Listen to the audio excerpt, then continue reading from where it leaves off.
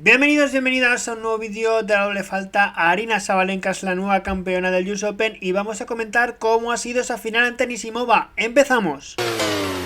Pues sí, la bielorrusa, la número 1 del mundo, que revalida su título conseguido ya el pasado año en el US Open, suma así su cuarto Grand Slam, sumados estos dos US Open a los dos Open de Australia para, pues, como digo, tener esos cuatro grandes ya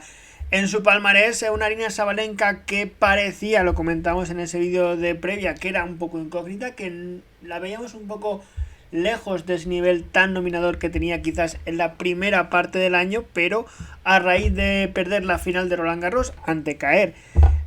ante la misma Anisimova en las semis de Wimbledon, parecía que veíamos a una Sabalenka menos feroz. Lo vimos en aquel partido de cuartos de Cincinnati, pero ha sido llegar a Nueva York y sí que es verdad que acompañada por un cuadro pues de jugadoras que quizás no eran top, realmente no ha jugado con ninguna top 10 hasta las semifinales ante Pegula, pero demostrando solvencia, demostrando un gran nivel, se ha llevado un nuevo título ante una Anisimova que volvía a sorprender, que dejaba claro que lo que pasó en Wimbledon no era casualidad, que es una jugadora que lleva muchos años buscando esto, con todo lo que ha tenido que sufrir la jugadora norteamericana, con ese parón incluso que tuvo hace un par de años para intentar buscarse a sí misma y pensar qué hacer, pues el tiempo le ha acabado dando la razón y pues con esa final tan estrepitosa que cayó en Wimbledon 6-0 ante Swiatek, ahora pues incluso cobrándose esa revancha ante la propia Iga en los cuartos, remontando a Osaka en las semifinales. Veíamos a una Anisimova nueva en esta final, quizás con algo menos de nervios, pero que los fallos la han acabado traicionando y le han impedido sumar más, quizás más de lo que se merecía, sobre todo en el segundo set.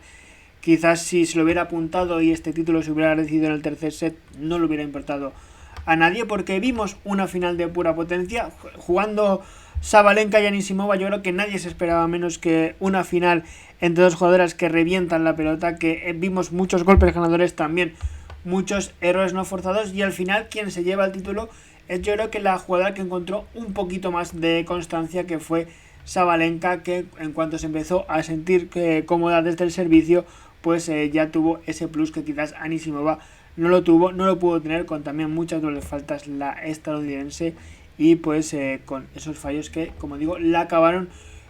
condenando. Y Sabalenka, que a base de ser sólida y un poquito más constante, con esa, como digo, para mí lo que destaco de este US Open de Sabalenka es toda la constancia que ha tenido durante todos los partidos, y en esta final no ha sido menos, y así pues se ha acabado apuntando un nuevo título. Y aquí tenemos el marcador del partido: 6-3 y 7-6 para Aryna Sabalenka, un poquito más de una hora y media. Y si nos remitimos a las estadísticas, pues tenemos pues lo que decíamos, quizás pues lo que le condena a Anisimova son los 7 doble faltas que tuvo aquí. Recuerdo un juego donde hace dos seguidas en el segundo set y que eso le permite a Sabalenka hacer un break, aunque luego pues los breaks en este partido, luego lo veremos,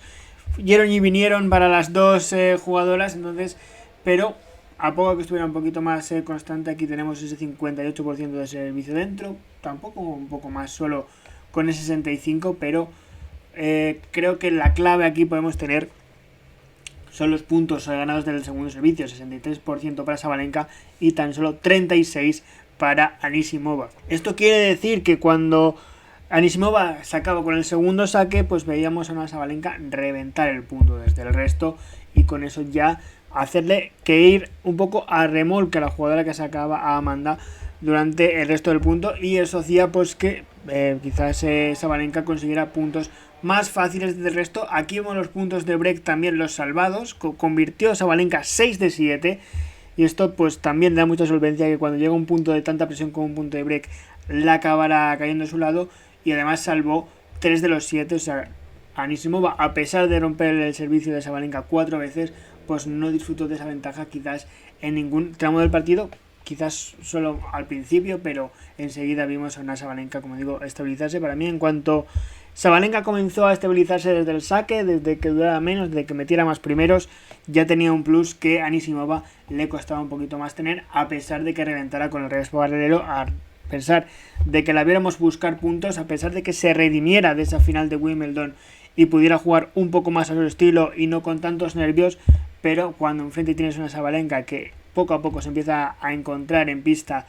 y a cederte muy poco espacio, es muy difícil que acabes ganando el partido. En cuanto a los puntos ganadores, aquí hablamos de lo mismo, 22 puntos ganadores por 29 errores no forzados para Anisimova, 13 ganadores para Sabalenka, 15 errores no forzados para la bielorrusa.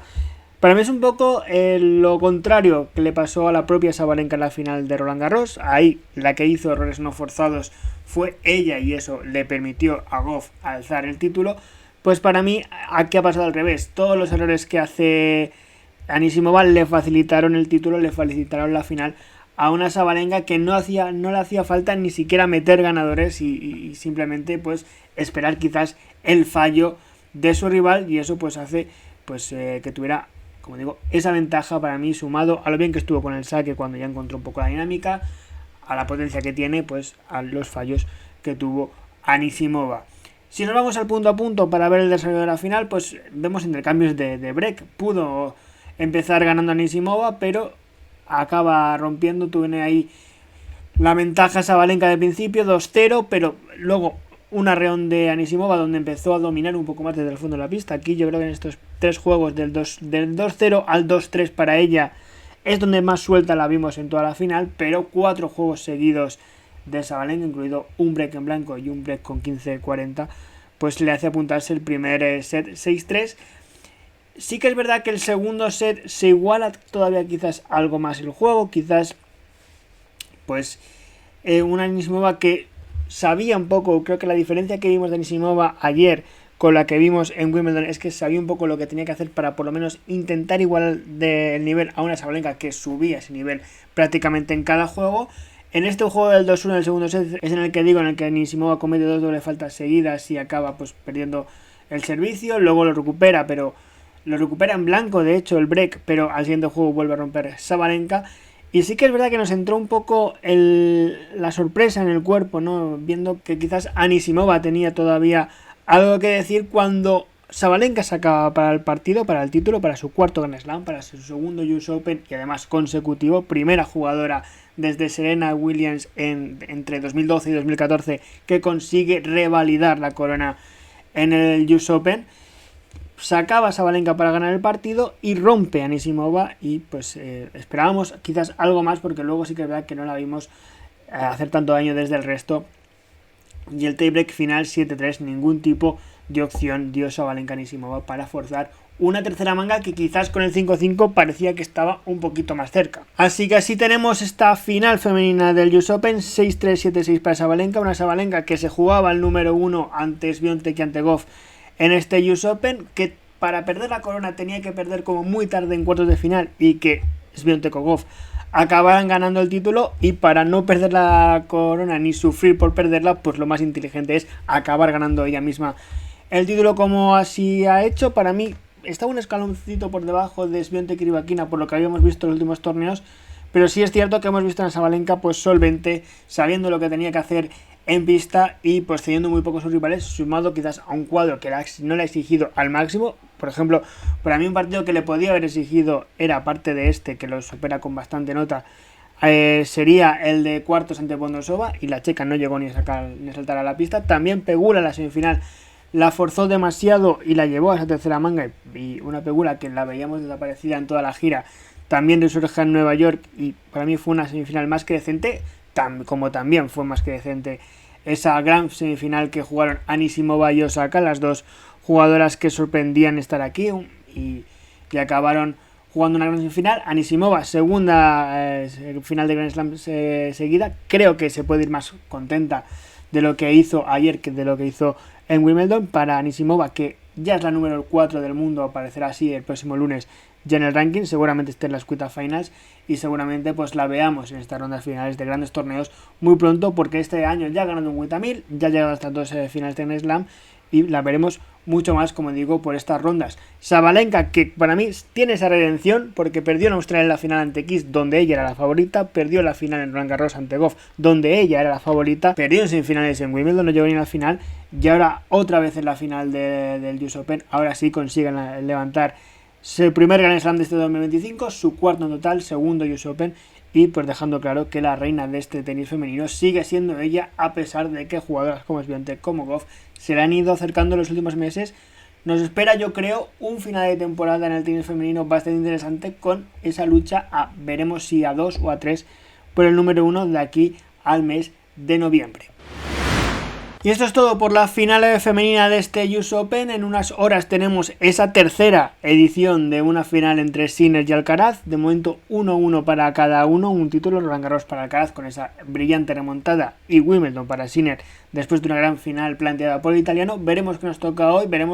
esperemos, yo creo que no tengamos ese precedente como en Cincinnati, que no teníamos a Sinner en buenas condiciones y nos acabó la final en 20 minutos. Veremos a ver qué pasa hoy. Sí que es verdad que con Sinner, que no entrenó ayer, al menos no al 100% por ese problema en el abdomen, veremos cómo salta a pista. Esperemos tener un gran espectáculo como lo tuvimos ayer en la final femenina, y todo lo que pase lo contaremos aquí en la doble falta, así que no olvides suscribirte y activar la campanita para no perderte nada. Déjatelo si te ha gustado el vídeo y nos vemos en la próxima. Hasta luego.